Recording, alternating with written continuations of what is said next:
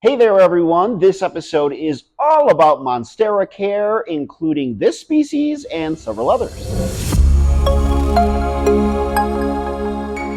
That's right. This is going to be like a repotting-a-thon because two of my cuttings that I made from my mother Monstera Deliciosa plant, well, they have already outgrown their space and I kind of want to combine them again. And so I figured why not also combine it with this separate Monstera that I have, to fill up this box right here. So my journey with Monsteras first started back in 2020. This was during the pandemic. You know what? While I tell you this story, I'm just going to start potting this up too. Sorry for interrupting. I tend to have a bad tendency of doing that. All right, so it was 2020 when I first embarked on getting a Monstera Deliciosa. Everybody was getting plants during the pandemic. I may have gotten like a few hundred. But I was always like nervous about getting a Monstera because I had always heard that they were so difficult. And it turns out they're not. They're not really tough at all. But yeah, my journey in 2020 with a Monstera set off a love for this genus of plants. Monstera Deliciosa, the one that I first got in 2020, that thing like exploded in size. I kid you not. The thing just kept on growing and growing and growing and shooting out new leaf after new leaf. And then these things called area roots, which at the time I was so unfamiliar with. And yeah, I really enjoyed having a Monstera and continue to have them. I mean, I kid you not, with that original plant that I had, that thing just kind of grew out of control to the point where I was making so many cuttings and giving them away to friends, and I still continue to do so. This is actually a cutting of a cutting from that original plant, and same goes for this one as well. They are beautiful plants, though, and as you can see, the cuttings that I have and got from the mother plant of the mother plant, the grandmother plant, I guess. They're really beautiful, and they have been such a pleasure to take care of and watch grow and turn into their own plants. In fact, this one cutting has a little baby that is coming out here, so I'm really excited to see all of them kind of grow together. Now, this Monstera Deliciosa is one that I had gotten a couple months ago at this local plant shop here in Denver called Reroot. And I got it because it was only $30 and it had this white leaf just by chance. I looked at it and was like, "Oh, is that a Monstera elbow?" It's not. It's just a regular, Monstera. Monstera elbows have a lot of white to them. Beautiful, beautiful plants. But yeah, I want to combine all of these together. And so let me tell you a little bit about Monstera Deliciosa and its care. So Monstera Deliciosa is a genus of plants that fall under the Araceae family, aeroids, just like your philodendron, your epipremnum, pothos, and Alocasia, anthurium, and so many more. But they hail and originate in like Mexico and South America, those tropical parts of the world that just kind of, are perfect for them. They like warm temperatures, not really ridiculously warm, but, they thrive in 65-degree plus temperatures. They like humidity, even though they don't necessarily need like crazy humidity in your home to just like thrive. And they're super duper easy to care for. The Monstera Deliciosa, I should say, is super duper easy to care for. So this plant likes just bright indirect light, but it can thrive in other locations of your home that might not have it. They also enjoy a good dry out period in between their watering. So if you're looking for a plant that isn't really super high maintenance, this is definitely one of them. Like when my Monstera Deliciosa just get a watering, probably like a week and a half goes by when their soil goes dry. And at that point, I just let them go another 3 to 4 days without getting watered because they do like that dry out period. Though you can tell when it is time to water them, like on this Monstera right here, it is starting to have its leaves wilt, even though it has a new leaf that's coming out.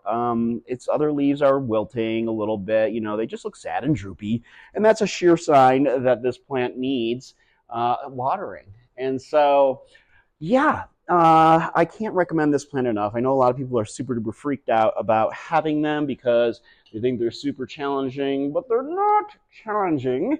They're actually really easy and such beautiful statement plants to have. And their prices have gone down so much. Like when I first got mine during the pandemic, I forget how much I paid for it, but I know it was not cheap. But now you can go to your grocery stores or Home Depot or the Lowe's, and you can get them for like, I don't know, $10.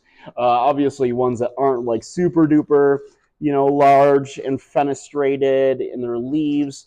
But I'll tell you, these plants grow so fast that you're not going to have an issue with it getting large anytime soon. It'll be really, really quick. And so it's well worth buying one of those baby plants. So I just mentioned the word fenestration. And what is fenestration? Well, you can see here in these leaves, Monstera Deliciosa has fenestrated leaves. Those are the splits that are in between the leaves, which gives it the nickname of the Swiss cheese plant.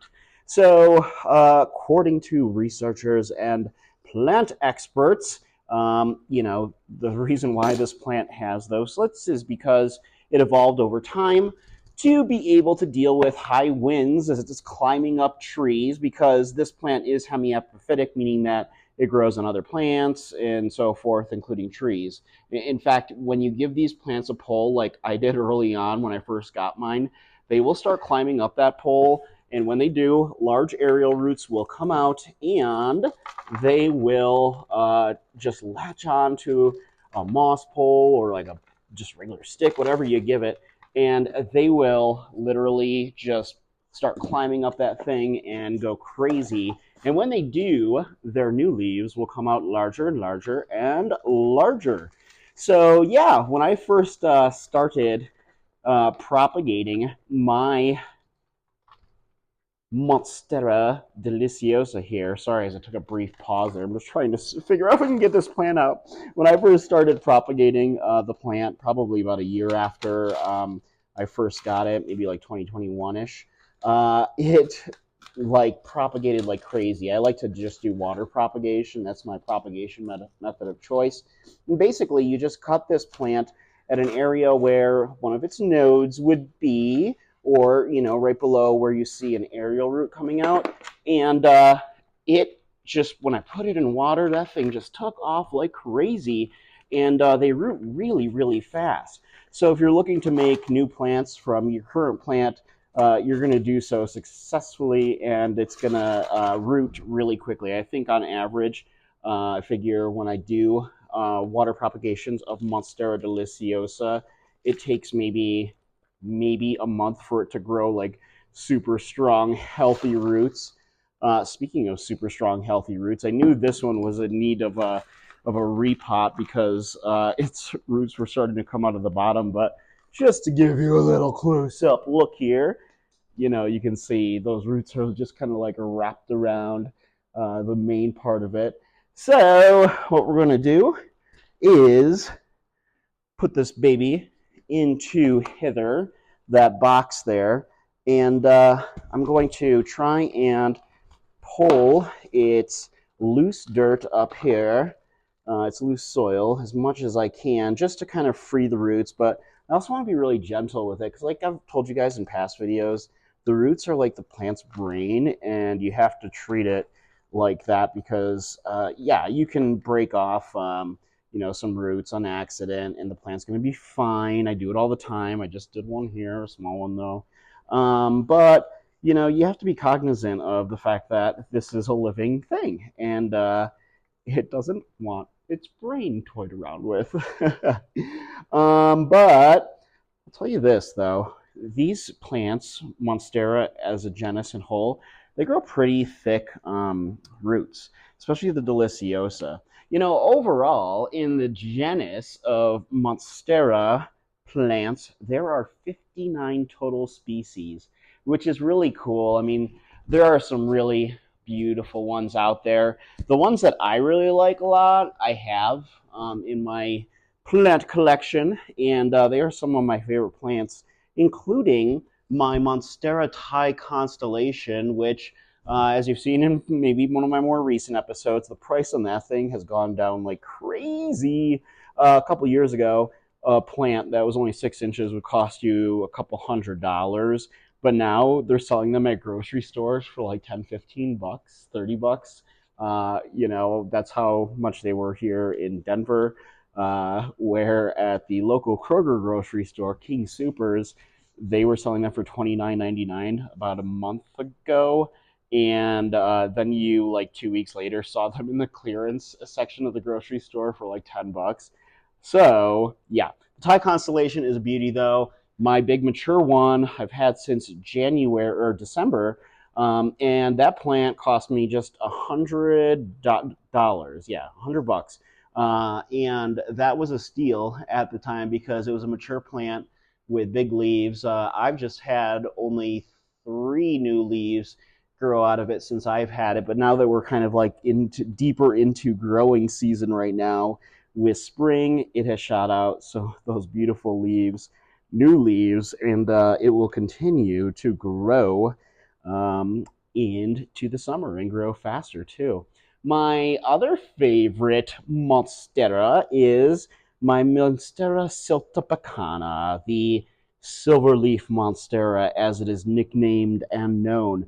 So I've had this plant for a couple of years, and I was letting it climb, and it just kind of got out of control.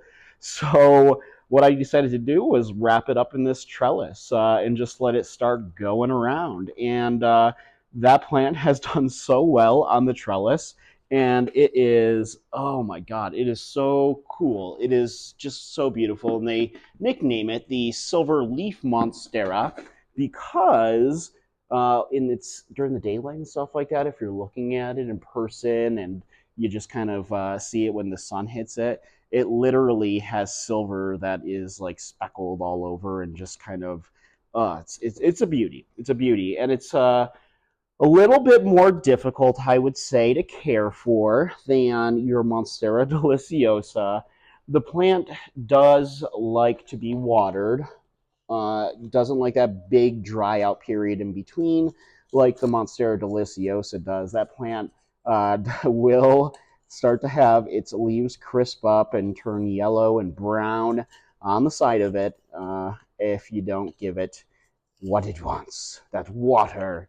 Doesn't like that dry out period. It likes to stay hydrated.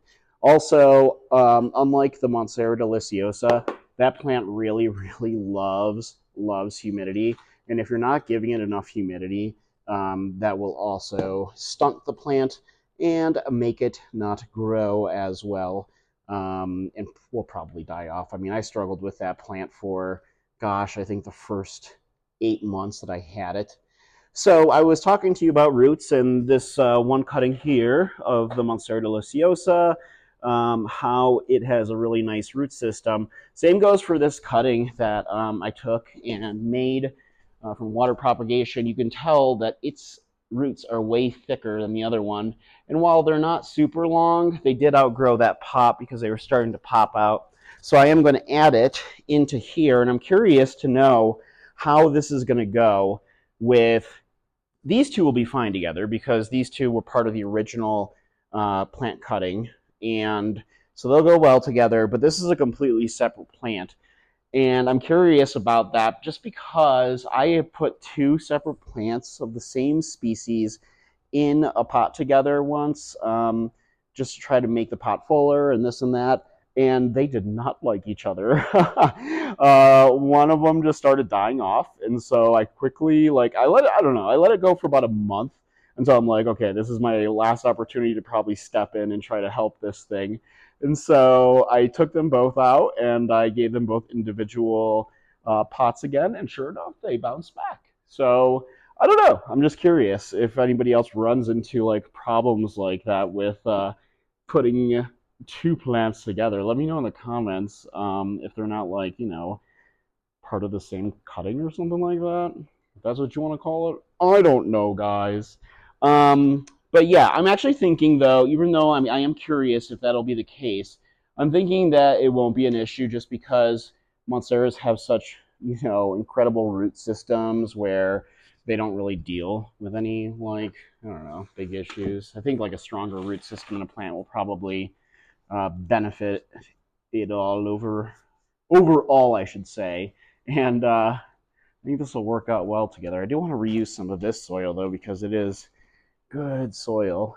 And I mean, so is this over here. So what I'm using is my standard chunky aeroid soil mix. And I've told you guys about this before. It's like a nice blend of potting soil, but also you have in there some activated charcoal, a lot of chunky perlite, and orchid bark, cocoa coir nuggets, that sort of stuff.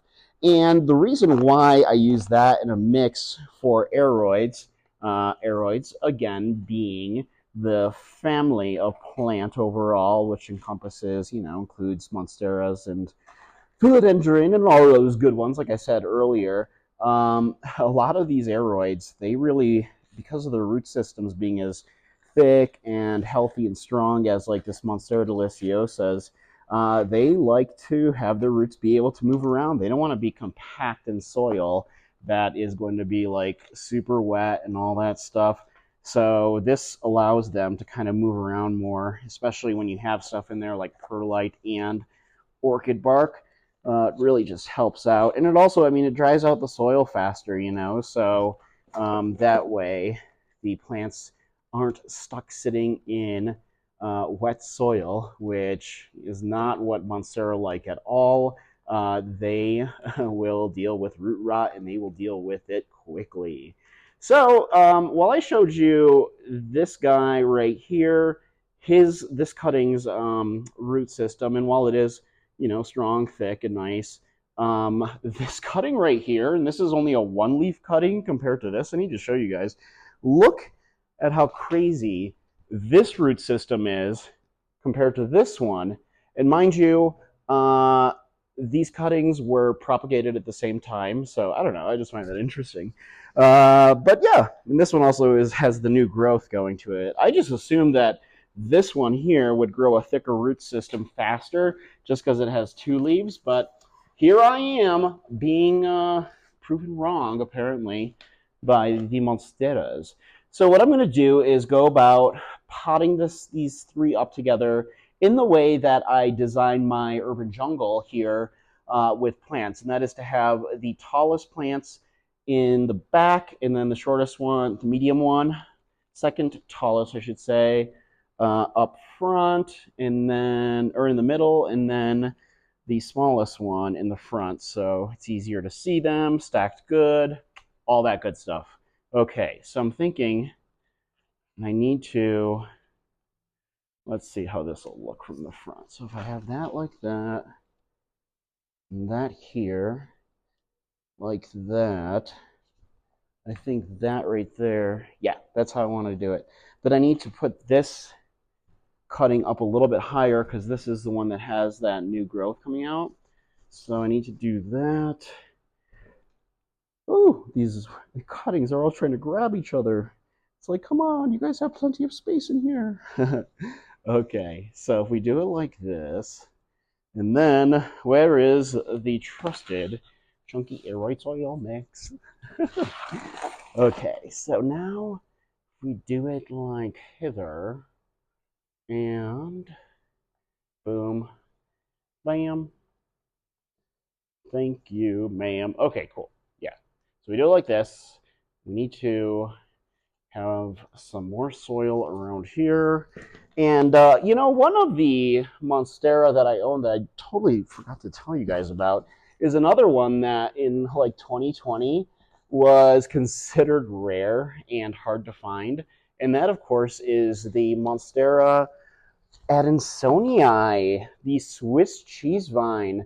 I literally remember when, gosh, it must have been like 2021 or something. It was during the pandemic, but um, those plants were considered so like hard to find that I remember, I think like a small cutting or something like that maybe like a 4-inch or 6-inch plant. When I first got it, I think it cost me like 80 to 100 bucks, but now they are just at the grocery store for, again, like super cheap. I mean, this one that you're seeing here I picked up at the grocery store for $8, and it's such a beautiful, healthy plant. And when I first got mine, I turned one of my walls here in my living room into an Monstera Adansonii Swiss cheese climbing wall for the plant. And that plant loved it because, like other Monstera species, it is indeed a climber, just like a lot of the aeroids are in that family. Yeah, and in this genus, I mean, they like to climb.